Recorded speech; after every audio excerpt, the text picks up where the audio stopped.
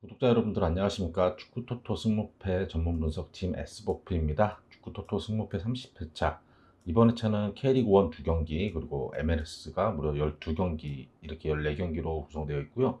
지난 29회차 2월 됐습니다. 그래서 이번 회차 2월 회차인 만큼 저희 좀 더 세밀하게 잘 분석했으니까요. 지금부터 14경기 분석 시작하도록 하겠습니다. 첫 번째 경기는 MLS DC 유나이티드하고 뉴욕 레드의 경기입니다. 먼저 홈팀 DC 유나이티드. 지난 라운드 시카고 원정 경기에서 홈팀에 끌려가면서 패색이 짙었는데 경기 막판에 집중력 싸움에서 이겨내면서 무승부를 거뒀죠. 공격의 한 축인 아리올라의 차출로 공격 전개에 좀 어려움을 많이 겪고 있어요. 수비라인 역시 파인스 차출로 많이 흔들리는 모습이었죠. 수비가 불안한 시카고 상대로 공격적으로 운영을 하긴 했는데 그 상대 얼리 크로스를 대처하지 못하면서 먼저 선제 실점을 했어요.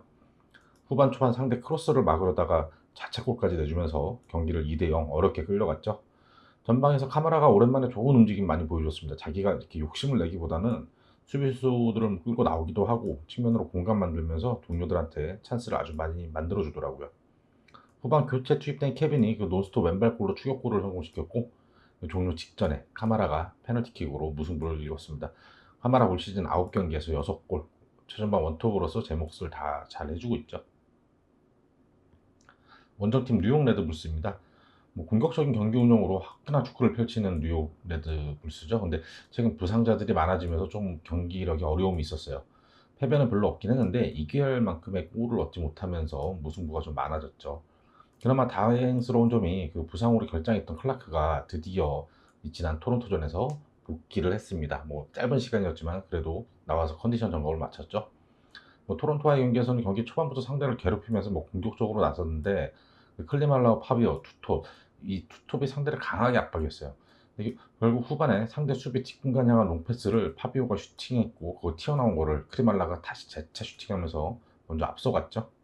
왼쪽 풀백 톨킨이 공격적인 오버랩과 크로스는 아주 좋은데 근데 톨킨이 공격적으로 나오다 보니까 이 그 수비적인 부분에서 좀 아쉬운 부분이 있어요. 뒤 공간이 자주 열리고 그래서 토론토한테도 톨킨 자리에서 슈팅 내주면서 또 실점을 하면서 무승부를 거두고 말았죠.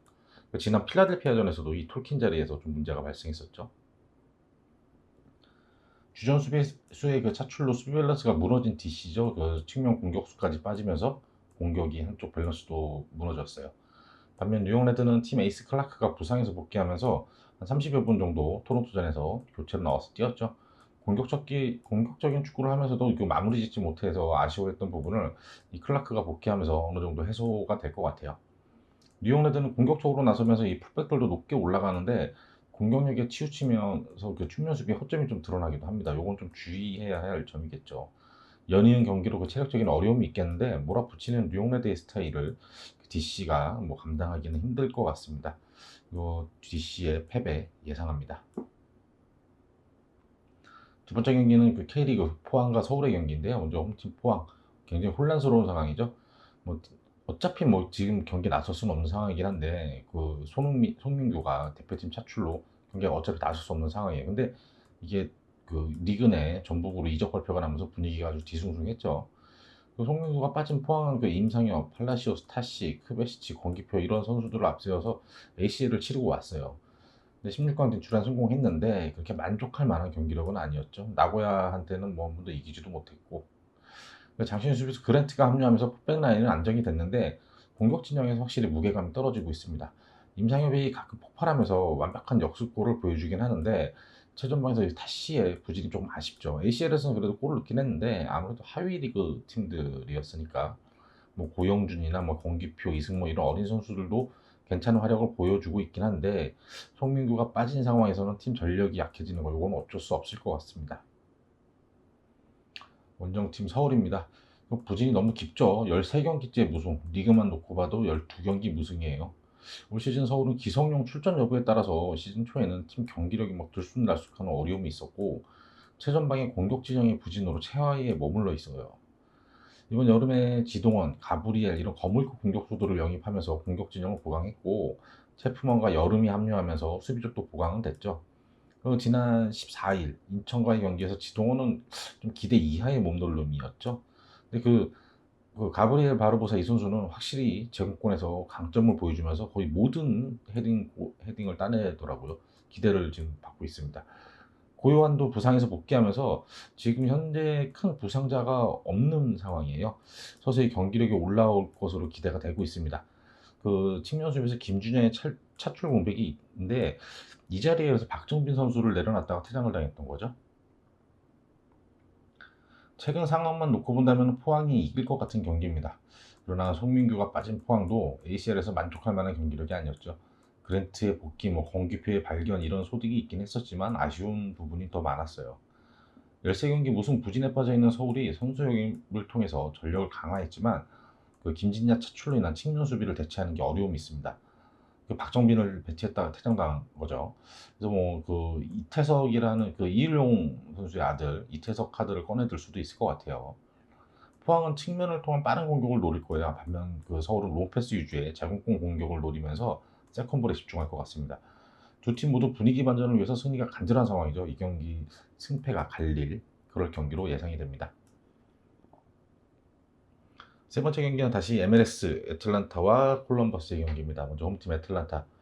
그 벨로의 차출 공백으로 3백 전환 시도했었던 애틀란타인데 그 베네수엘라의 국가대표 출신 에르난데스가 왼쪽 측면을 장악하면서 그 측면 수비 대안으로 떠올랐죠.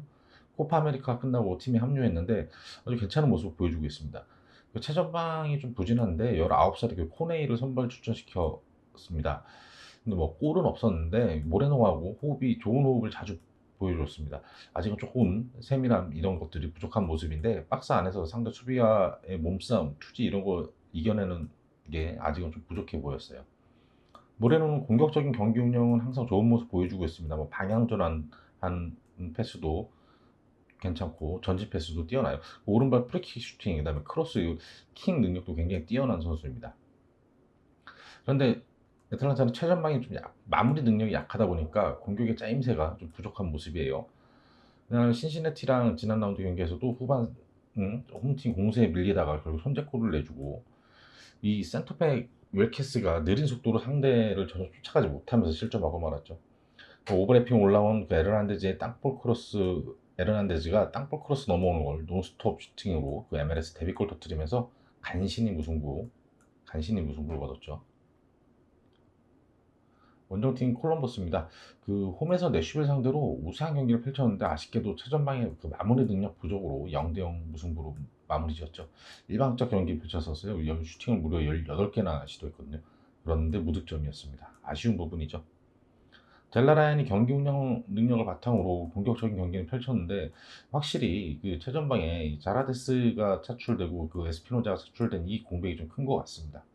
그 네그비하고 키친이 그 중원에서 수비적인 밸런스를 잘 잡아줬고 이 선수들이 뒤에서 잘 버텨주니까 젤라라인이 좀 공격에 많이 치중하면서 공격적으로 운영을 하죠.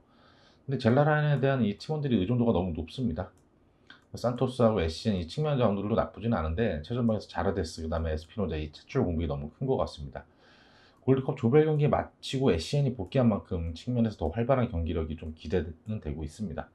전체적인 수비 밸런스는 되게 잘 잡혀 있어서 수비 안정감이 좋은 편이죠. 두 팀 모두 출중한 공격형 미드필더를 보유했는데 그 최전방의 부재로 어려움을 겪고 있죠. 애틀란타는 2019 시즌에 32경기에서 28골, 2018 시즌에 39경기에서 35골을 완전 폭발적인 득점력을 보여줬던 그 조셉 마르티네즈가 긴 부상 그리고 대표 차출을 마치고 지난 라운드 교체 출전하면서 컨디션 점검을 마쳤어요. 모레노와 그 젤라라인이 경기 운영 싸움에서 마침표를 찍어줄 공격수가 복귀한 그 애틀란타의 모레노가 조금 더 우세해 보입니다. 역대 맞대결 전적에서는 콜럼버스가 크게 우세했는데 대표 차출 공백으로 인해서 대체 자원들이 제 몫을 해주고 있는 애틀란타가 유리해 보이는 상황입니다. 콜럼버스의 수비력도 안정된 만큼 이 경기 무승부 가능성도 꽤 커 보입니다. 애틀란타의 승 혹은 무 예상합니다. 네 번째 경기는 시카고와 토론토의 경기입니다. 먼저 홈팀 시카고. 그 홈에서 우세한 경기를 펼치고도 마지막 집중력 저하로 실점하면서 무승부에 그쳤죠. 공격적인 운영은 잘 됐는데 고질병인 수비 불안은 계속됐습니다. 빌드 없이 패스미스로 역습으로 허용하는 실수가 잦았고 세트피스 수비 역시 굉장히 불안했어요. 그 칼보의 차출로 인해서 그 수비 밸런스가 무너진 거죠. 수비 라인에서 상대 원톱에 끌려다니면서 중앙 공간을 내주면서 위태로운 상황도 많이 발생했습니다. 최근 홈에서 강한 모습 보여줬듯이 그 세클릭의 얼리 크로스를 히메네스가 헤딩골로 성공시키면서 앞서갔죠. 후반에는 상대 자책골까지 유도하면서 앞서갔는데 후반 막판 박스 안에서 수비 숫자가 많았음에도 불구하고 슈팅 각도를 내주면서 실점했고 마지막에 또 마무리 그 거친 태클로 박스 안에서 페널티킥 내주면서 비기고 말았죠. 최근 공격력이 살아나는 만큼 수비를 안정화시키는 게 좀 급선무입니다. 원정팀 토론토입니다. 6연패, 더군다나 7실점 경기를 마지막으로 감독이 교체된 토론토죠. 감독 교체 후 3백에서 4백으로 전술 변화를 가져온 후 이 경기력이 조금 안정되고 있습니다. 다만 그 로렌스, 나의 이 좌우 측면 수비수와 최전방 아키놀라, 미드필더 오소리오의 대표 차출로 뭐 100% 정상 전력은 아닌 상황이에요. 그래도 최근 2경기 연속 강팀들을 상대로 1대1 무승부를 거뒀습니다. 지난 라운드 뉴욕 레드를 상대로는 전반 초반 아우로가 부상으로 아웃되면서 좀 불안한 출발을 했는데 그 상대 공세를 뒤로 물러서면서 잘 막아내며 버텼어요. 근데 센터백 라인이 판단 미스로 상대가 길게 넘어온 롱볼 이걸 하나 대처하지 못하면서 실점하고 말았죠. 그래도 전반에 아우로 대신에 교체 투입된 풀백 그 프리소가 상대 골키퍼가 쳐낸 공을 골로 연결시키면서 메이저리그 데뷔골을 장식했습니다. 파주엘로 중심의 미드필드 플레이도 꽤나 안정적인 상황이죠. 최근 홈에서 강한 시카고죠. 홈 4경기에서 최근 11득점, 공격력이 아주 매섭습니다. 최전방에서 베릭이 조금 골이 없어서 부진하긴 하는데 윙포드 그 알리세다와 메드람, 프랑코스키, 세쿨리 이런 이선 자원들의 공격력이 아주 물이 올랐어요. 근데 다만 시카고는 수비 진영에서 잔실수가 많이 나오고 있죠. 토론토는 감독 교체 후 안정기에 접어들었지만 주축 선수들의 대표 차출로 전력이 좀 약화됐습니다. 원정 경기, 연이은 경기에 따라 무리하기보다는 원정 경기인 만큼 안정적으로 지키려고 될 것 같아요. 홈에서 최근 강했던 시카고가 역대 전적에서 불리함을 뒤집어 이기는 경기를 가져갈 것 같습니다. 시카고의 승 예상합니다. 참고로 시카고는 최근 2경기 그 라펠 위키 감독이 그 벤치에 앉지 못했습니다. 그 감독의 가족의 건강 문제로 지금 스위스를 방문했다라고 하더라고요. 다섯 번째 경기는 미네소타와 포틀랜드의 경기입니다. 먼저 홈팀 미네소타. 시즌 초반 4연패 부진에 시달렸던 미네소타가 정상 궤도에 올라섰습니다.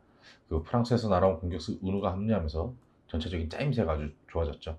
공격형 미드필더 그 레이노스와 양쪽 사이드에 그 프라가파네, 그다음에 로드 이런 이선 자원들이 활동성 여기에 은우가 전방에서 흔들어 주면서 전체적인 경기력이 상대방을 밀어붙이고 있죠.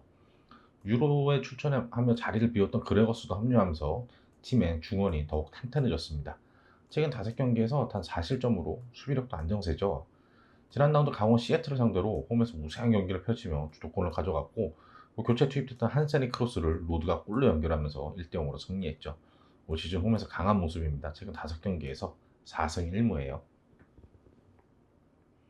원정팀 포틀랜드입니다. 그 엄청난 효율 축구를 구사하며 LAFC 공세를 무력화하고 2대1로 승리했습니다. 상대 공세에 밀리면서 17개의 슈팅을 허용했는데 1실점으로 막아냈어요. 근데 단 7개의 슛으로 2골이나 뽑아냈습니다. 왼쪽에서 길게 넘어온 크로스를 상대 센터백이 놓치자 발레리가 침착하게 박스 안에서 마무리하면서 선제골 넣었죠. LA 반격에 뭐 금세 동점골을 내주고 말았는데 추가 실점 없이 잘 막아냈습니다. 클라크 골키퍼의 선방 굉장히 빛났던 경기였죠. 실점 당시 측면에서 길게 넘어오는 공에 대한 수비 라인의 대응은 좀 미흡한 그런 모습이었습니다. 후반 교체 출전한 펠리페 모라가 먼 크로스를 헤딩골로 결승골로 장식했죠. 디니즌 코파 아메리카 다녀오고 하느냐고 좀 경기 출전이 적었죠. 리그 3호 골을 신고했습니다. 그 차로와 모라 이 선수들이 복귀하면서 확실히 팀 짜임새가 좋아진 포틀랜드입니다. 발레리, 에보비시에 이런 이선 자원들도 든든한 편이죠.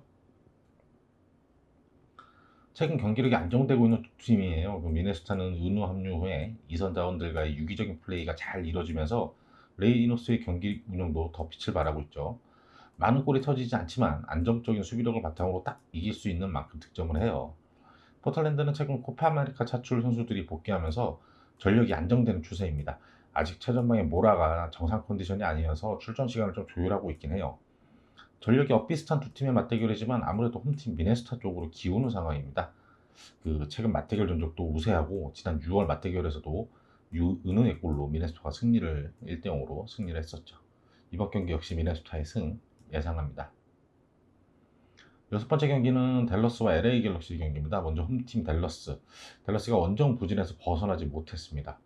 콜로라도 원정에서 팽팽한 경기를 펼치긴 했는데 골 결정력 부재로 골 없이 0대2로 패하고 말았죠. 상대가 미드필드에 공격적인 선수들을 많이 배치해서 경기 운영에도 좀 어려움을 겪었습니다. 18살 유망주 페피가 측면에서 가벼운 몸놀림으로 확실한 돌파 능력을 보여주긴 했는데 최전방의 부재, 골로 연결이 안 됐죠.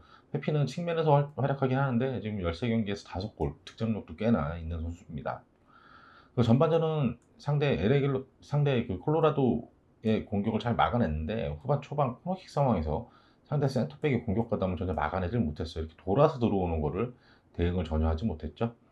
이어 마워 골키퍼가 평범한 슈팅을 잡아내지 못하면서 또 추가 실점했죠. 뭐 페피, 오브라이언, 포미칼 이런 측면 자원들은 준수하지만 최전방에 위치한 이 자라의 결정력이 굉장히 아쉬운 상황입니다. 원정팀 LA 갤럭시입니다. 부상과 대표 차출로 인해서 전력 누수가 굉장히 심각한 상황이죠. 특히 알바레즈, 조나탄, 레켓 이런 선수들의 차출로 중원의 짜임새가 많이 부족해졌어요. 스쿼드도 옅어진 거죠. 치차리토 역시 지금 4경기째 결장 중입니다. 이게 지금 날씨가 더워지고 연이어서 주말 이렇게 경기가 있는 상황에서 LA 갤럭시한테 굉장히 부담되는 상황이죠. 지난 경기 초반부터 솔트레이크의 공세에 밀리면서 연속해서 실점을 했어요. 상대 원투 패스 한 방에 측면 수비가 무너졌고 특히 왼쪽 측면인데 왼쪽 측면에 빌라파나가 1대1 대결에서도 무너지면서 이쪽에서만 2골을 내준 거예요. 그랜시리는 오른쪽 측면에서 날카로운 움직임과 과감한 슈팅으로 공격 시 굉장히 활기 있게 움직였죠. 바스케스가 감각적인 슈팅으로 쫓아가기 시작했고 라벨루션이 헤딩골로 결국 2대2 쫓아가긴 했습니다. 세트피스 상황에서 산트페 윌리엄스는 제공권에 굉장히 강점을 보여주더라고요. 중하위권 팀들에게도 최근에 우세한 경기를 펼치지 못하고 있습니다. 객관적인 전력에서는 LA 갤럭시가 우세한데 최근 부상자와 대표 차출로 어려움을 겪고 있죠. 그리고 댈러스가 이상하리만큼 홈에서 웬만해서는 지지 않는 경기를 펼칩니다. 올 시즌 7경기에서 2승 5무로 무패인데 지난 시즌부터 공식전 16경기째 홈 경기에서는 지지 않았어요. 2019 시즌, 2020 시즌에도 정규리그에서는 홈에서 단 1패만 기록했습니다. LA 갤럭시가 정상 전력도 아니고 유독 홈에서 강한 댈러스인 만큼 이번 경기 역시 댈러스가 우세하게 가져가며 최소한 무승부 이상 거둘 것으로 예상됩니다. 댈러스의 승, 무 예상합니다. 7번째 경기는 내슈빌과 신시내티 경기입니다. 먼저 홈팀 내슈빌. MLS 최단 시간 해트트릭을 기록을 달성했던 무크타르를 앞세워서 지난 콜럼버스 원정에 나섰는데 이 경기에서 미드필드 싸움에서 완전히 밀리면서 어려운 경기를 했어요. 가까스로 0대0 무승부를 기록했죠. 지난 시카고전은 상대 수비 실책 그리고 초반에 상대 퇴장으로 손쉬운 승리를 챙겼는데 콜럼버스를 상대로 굉장히 어려웠습니다. 윌리스 골키퍼의 선방쇼가 없었으면 이거 뭐 무조건 패했을 경기입니다. 무크타르의 프리킥 슈팅 외에는 골문으로 향했던 유효 슈팅이 없을 정도로 공격 전개의 짜임새도 떨어졌어요. 무크타르가 집중 견제에 시달리자 공격이 전혀 안 됐죠. 내슈빌로서는 무크타르가 최전방에 배치되면 중원 운영이 안 되고 무크타르를 중원으로 내리면 전방에서 마무리가 안 되는 약간 그런 딜레마가 있습니다. 원정팀 신시내티입니다. 지난 몬트리올전에 상대 수비 실책에 힘입어 4골을 터뜨렸지만 수비력이 탄탄한 애틀란타 상대로는 지난 라운드 고전을 했죠. 상대의 그 모레노 중심이 공세에 어려운 경기를 펼쳤고 역습 속도도 살려내지 못하면서 답답한 경기를 했죠. 베리알이 전방에서 부지런히 움직였지만 큰 효과가 없었습니다. 그 중원에서 아코스타가 개인기와 효과적인 침투, 움직임을 보이면서 좀 날카로운 모습을 보여줬습니다. 결국 후반 아코스타의 단독 드리블에 의한 가마차기로 먼저 선제골을 기록하긴 했죠. 아코스타는 최근 5경기에서 3골로 팀 공격을 이끌고 있습니다. 아코스타, 베리얼 이런 선수들이 스피드가 좋은 선수들이 측면에서 활약을 하고 있는데 최전방에서 그 브레너가 3골에 그치면서 마무리 능력이 좀 부족하죠. 오른쪽 풀백 가유의 공격적인 오버래핑도 굉장히 뛰어난 편입니다. 가유 베리얼 라인이 오른쪽 공세에 굉장히 위협적이죠. 내슈빌과 신시내티는 최근 5차례 맞대결에서 4차례나 무승부를 기록할 정도로 승부를 가리지 못했죠. 지난 4월 맞대결에서도 서로 2대2 무승부를 기록했어요. 당시 내슈빌이 홈에서 경기 초반 수비 실적으로 2실점한 후에 무려 32개의 슈팅이나 시도하면서 공세를 펼쳐가지고 끝끝내 2대2 균형을 맞췄죠. 무크타르와 사퐁의 득점력에 기대할 수 있는 내슈빌이 이번 경기에서는 승리를 가져올 것으로 보입니다. 지난 경기 공격형 미들 릴을 후보로 빼면 출전 시간을 조율한 만큼 이번 경기에서는 릴, 무크타르 이런 선수들의 그 연기 플레이를 통해서 공격 전개가 제대로 전개될 것 같습니다. 내슈빌의 승, 예상합니다. 여덟 번째 경기는 솔트레이크와 콜로라도의 경기입니다. 먼저 홈팀 솔트레이크. 최근 이겨야 될 경기를 잡아내지 못하면서 중위권에 머물고 있죠. 대표 차출로 인한 전력 누수는 거의 없는 상황이에요. 지난 라운드 경기 초반부터 LA 갤럭시를 압박하면서 공격적인 운영, 오른쪽 풀백 에라라와 사이드 창의 원투핏으로 상대를 허물었죠. 루스나에게 중앙으로 쇄도하면 슈팅 하면 마무리 선제골을 마무리 지었고, 또 창은 측면 돌파에 의한 단독 슈팅으로 추가골도 기록했죠. 또 혼자 치고 들어가서 골을 넣었어요. 박스 안에서 상대 압박이 느슨해지면서 슈팅 각도를 내주면서 실점했고, 에르라가 공격력에 비해서는 수비적인 부분은 좀 많이 미흡했습니다. 오버래핑에서 치고 나가서 하는 공격적인 부분은 좋지만 이 수비, 데인마크나 이런 부분이 부족하더라고요. 세트피스 수비에서도 제공권에 좀 약한 모습을 보였죠. 최전방 루빈의 골이 터져야만 살아날 것 같은데 좀처럼 루빈의 골이 터지지 않고 있습니다. 원정팀 콜로라도입니다. 지난 홈에서 댈러스 상대로 팽팽한 경기를 펼쳤는데 공격적인 중원 운영으로 2대 0으로 승리했죠. 프라이스가 원플란치로 내려서서 플레이를 했고 중원에 신야스키와 바세스를 내세웠죠. 경기 운영을 좀 공격적으로 가져간 거예요.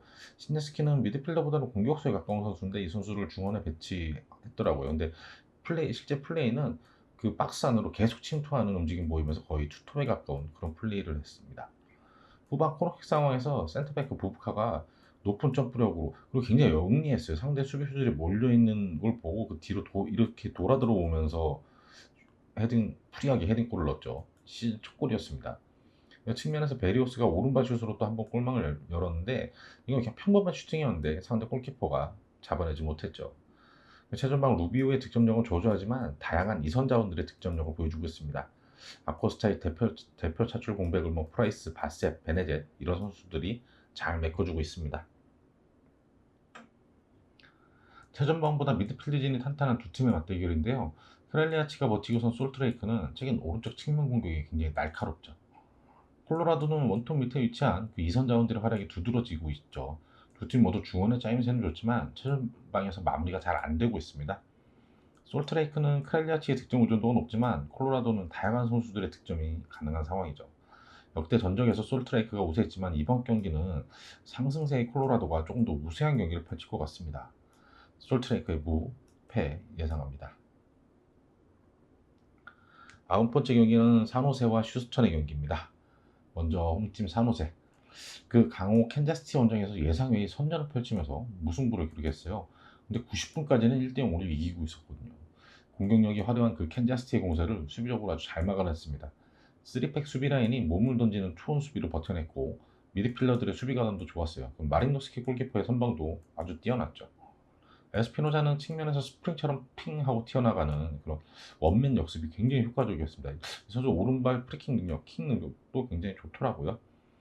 캔자시티한테 좀 밀리는 경기였는데 후반 초반 코너킥 상황에서 센터백 나탄이 달려 들어오면서 그 잘라먹기 헤딩골로 먼저 앞서 나갔죠. 90분까지 잘 막아내나 싶었는데 후반 추가 시간에 상대 프리킥이 골대 맞고 떨어지면서 세컨볼을 놓치며 동쪽골 내주고 말았죠. 이게 정말 안타까운 상황이었어요. 경기 종료 직전에 그 또 수비형 미드필더 저드슨이 경고 누적으로 퇴장당해서 또 다음 경기에 나설 수 없는 그런 아쉬움을 남겼습니다. 원정팀 휴스턴입니다. 지난 라운드 약체 밴쿠버를 상대로도 우세를 잡지 못했습니다. 팽팽한 경기를 펼쳤는데 세트피스 수비가 안 되면서 위기가 좀 많았죠. 센터백 조합의 불안감이 계속되고 있습니다. 밴쿠버의 공세가 약했기 때문에 무실점 경기를 한 거지 굉장히 불안했어요. 측면 수비는 좀 준수하게 잘 막아냈습니다. 그 우르티의 프리킥 슈팅 골대 맞고 나온 장면이 제일 위협적일 정도로 공격적인 면이 잘 전개가 안 됐고, 그 특히 휴스턴의 장점 역습 전개도 거의 제대로 이루어지지 않았어요.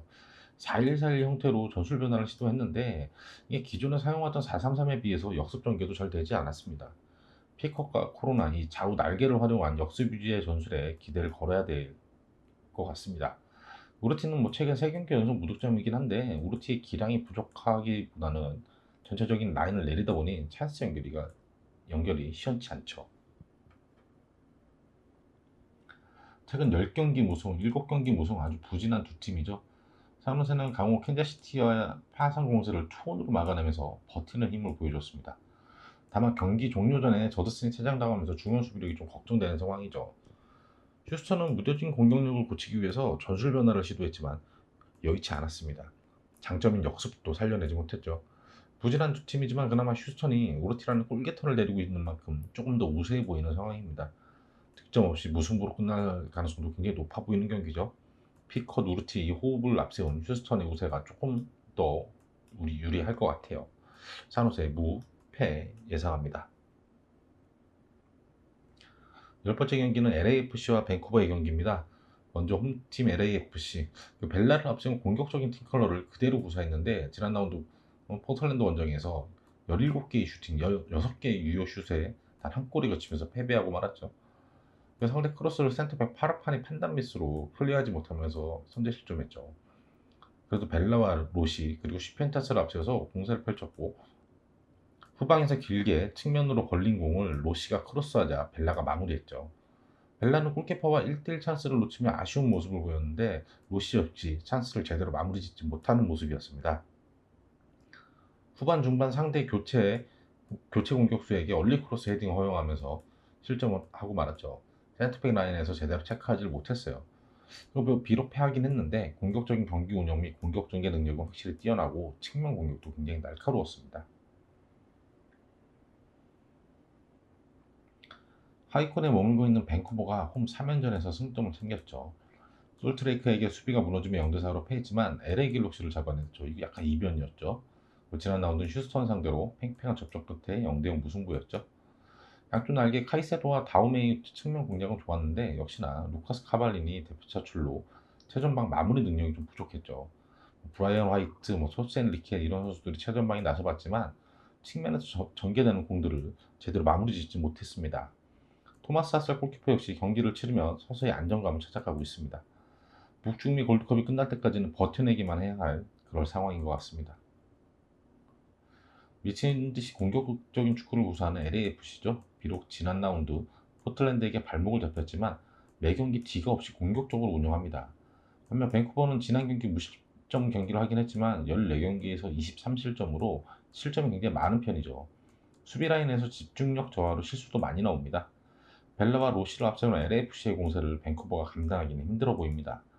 밴쿠버도 측면을 통해 공략을 나서겠지만 LAFC의 측면 수비가 김문환, 팔라시오스 그 각국의 A 대표팀 멤버들이죠.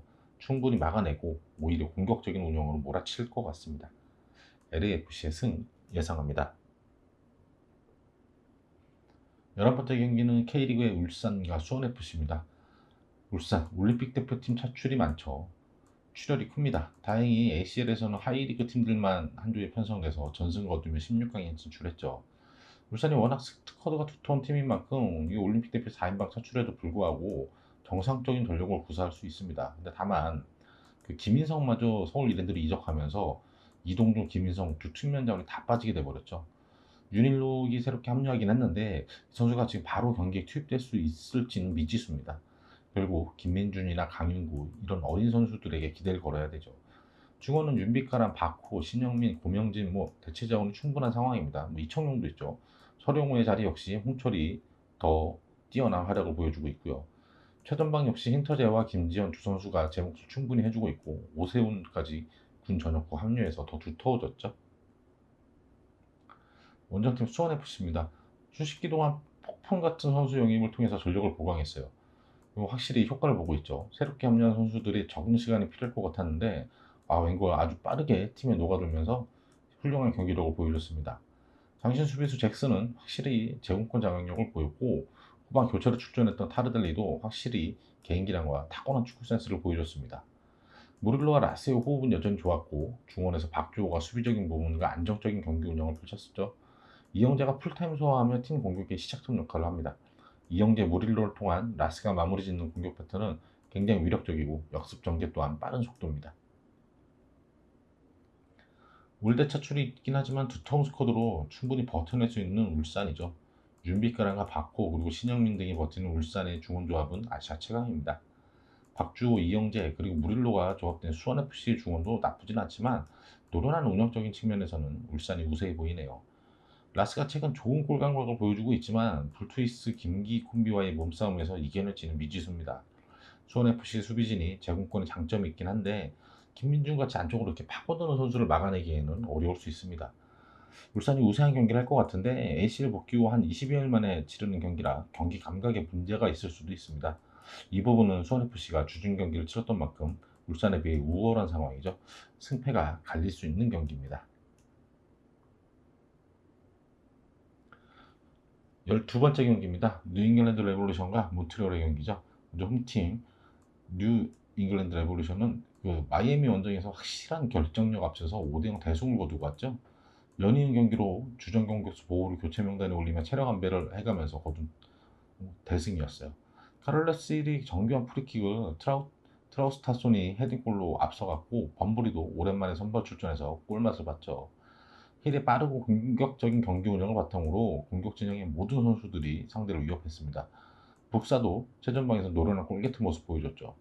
보우도 후반에 교체 출전해서 간결한 역습 전개 패스를 통해 북사의 추가골을 어시스트했죠.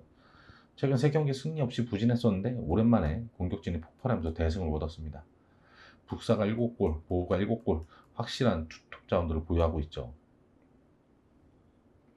원정팀 몬트리올입니다. 지난 라운드 뉴욕 원정에서 상대 수비 뒷공간을 노리며 역습 위주로 나섰지만 골문을 열지 못하면서 0대1로 패했죠. 경기 초반 상대 수비 미스로 골 찬스가 왔지만 살려내지 못했어요. 뉴욕시티의 공세를 수비적으로 잘 막아냈지만 상대 긴 골킥을 센터백 바송이 판단 미스로 걷어내지 못하면서 아쉽게 실점하고 말았죠. 완야마 중심의 그 중앙 미드필더들의 짜임새는 좋지만 아직 최전방에서 확실히 마무리해줄 공격수의 부재가 크죠. K리그에서 뛰었던 비욘 존슨은 뚜렷한 장점을 보여주지 못하며 부진하죠. 그나마 메이슨 토이가 6골로 좀 좋은 활약을 보이고 있는데 이 선수가 선발 출전하는 게 그 몬트리올의 공격력을 위해서는 더 나아 보입니다. 카를로스 힐을 앞세워 공격적인 경기 운영을 선호하는 뉴잉글랜드죠. 북사, 보호 이런 선수들이 전방에서 확실히 마무리해줄 골게터예요. 측면 자원들의 기량도 뛰어나죠. 전체적인 팀 밸런스가 안정되면서 동부지구의 압도적 1위죠. 몬트리올은 대표 차출로 공격적인 전력수가 있습니다. 만야마가 중앙에서 잘 버텨주고 있지만 전방에서 마무리 능력이 부족해요. 수비 라인도 스피드에 약점을 보이고 있죠. 뉴잉글랜드 레볼루션의 빠른 공세에 어려운 경기가 예상됩니다. 역대 맞대결 전적에서도 뉴잉글랜드이 크게 우세했죠. 뉴잉글랜드 레볼루션의 승 예상합니다. 13번째 경기는 뉴욕시티와 올랜도시티의 경기입니다. 먼저 홈팀 뉴욕. 뉴욕이 특유의 공격 축구로 연패에서 탈출했죠. 그 공격적으로 라인을 올리다 보니 항상 수비 뒷공간이 한 번에 열리면서 위기를 맞이하는 그런 축구를 하고 있죠. 그 메디나 그리고 모랄레스 이런 공격적인 경기 운영이 항상 굉장히 좋죠. 그리고 카스텔라노스의 침투도 좋습니다. 특히 메디나가 사이드로 출전하기도 하는데 중앙에서 나올 때도 그 왼쪽으로 자기가 왼발이 좋으니까 왼쪽으로 빠지면서 올려주는 이 크로스가 굉장히 정교하고 위협적입니다. 그 전반 중반 길게 넘어온 골킥을 타주리가 영리하게 상대 수비수를 밀어내며 감각적으로 골로 연결하면서 승리했죠. 공격적인 경기 운영하는 만큼 양 측면 수비수들의 오버래핑도 굉장히 위협적입니다. 다만 공격 시도를 하는 빈도에 비해서 결정력이 좀 부족해요. 21골을 기록하고 있는데 그 뉴욕시티가 공격하는 양을 보면은 골 더 들어가야 돼요. 결정력을 조금 더 높여야 되는 상황이죠. 원정팀 올랜도 시티입니다. 최근 수비 라인이 흔들리면서 어려운 경기들을 펼쳤죠. 그 뉴욕 레드와 시카고에게 연패를 당하면서 좀 주춤하기도 했어요. 측면에서 나니, 중원에서 그 페리아를 앞선 공격적인 경기 운영은 좋은데 최근 기대만큼 골이 잘 터지지 않았습니다.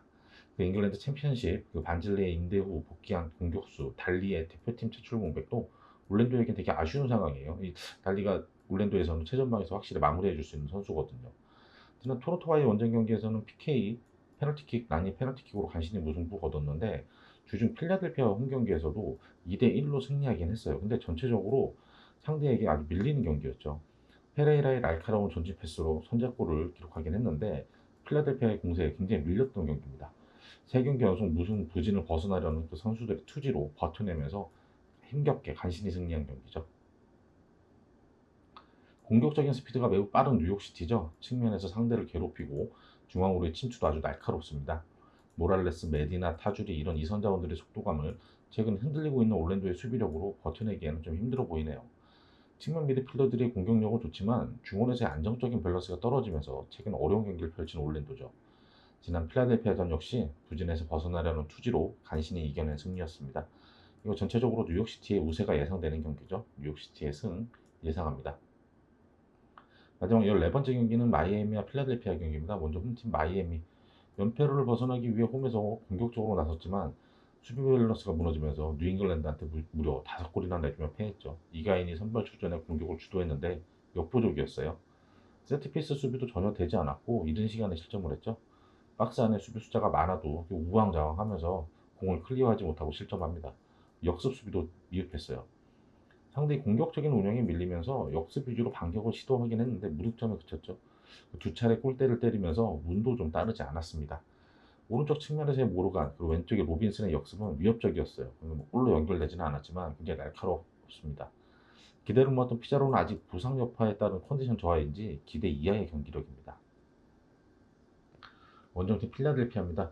자메이카 대표팀에 차출된 주전 골키퍼 최전방 버크의 공백, 그리고 미드필더 폰타나의 부상 공백이 있었지만 대체 선수들이 어느 정도 버텨내고 있죠. 몬테리오가 중원에서 경기 운영 능력이 뛰어나고 최전방의 파커가 그래도 잘 버텨주고 있습니다. 세르지오 산토스도 서서히 꿀감각이 올라오면서 파커의 파트너로 버크의 공백을 잘 메꿔주고 있죠. 주중 올랜도 원정 경기에서는 몬테이로 중심의 미드필드 플레이가 살아나면서 그 올랜도를 상대로 압도하는 우세한 경기를 펼쳤죠. 근데 골 결정력에 밀리면서 2대1로 패했어요. 어쨌든 막 파커와 산토스도 좋은 움직임 보여줬고, 파코는 6경기 만에 골맛을 보며 시즌 4호 골 장식했습니다. 6연패에 부진에 빠져버린 마이애미죠. 공격적인 부분은 피자로의 컨디션이 올라온다면 양쪽 날개, 모르간, 로비슨의 기량이 괜찮은 만큼 이가인의 골 결정력까지 해서 살아날 것 같아요. 다만 수비적인 부분에서 미흡한 점이 너무 많죠. 세트피스 수비, 역습 수비, 박스 안에서의 볼 처리 미수, 총체적인 문제예요. 반면 필라델피아는 자메이카 3인방의 대표 차출로 위험해 보였는데 잘 대처하고 있습니다. 공격력도 서서히 살아나고 있고 수비적인 밸런스도 원체 잘 잡혀있는 필라델피아죠. 몬테로의 경기 운영을 바탕으로 필라델피아가 어렵지 않게 승리할 경기죠. 마이애미의 패 예상합니다. 마지막으로 14경기 최종표 확인하겠습니다. 첫 번째 경기는 DC의 패, 두 번째 경기 포항의 승 혹은 패, 세 번째 경기는 애틀란타의 승, 무, 네 번째 경기는 시카고의 승, 여섯 번째 미네소타의 승, 여섯 번째 댈러스의 승, 무, 일곱 번째 경기 내슈빌의 승, 여덟 번째 경기는 솔트레이크의 무패, 아홉 번째 경기도 사무세의 무패, 열 번째 경기 LAFC의 승, 열한 번째 경기 울산의 승 혹은 패, 열두 번째 경기는 뉴잉글랜드의 승, 열세 번째 경기 뉴욕의 승, 열네 번째 경기는 마이애미의 패입니다. 이상으로 저희는 30회차 분석 마치도록 하겠고요. 저희는 또 다음 주에 31회차 분석 영상으로 찾아뵙도록 하겠습니다.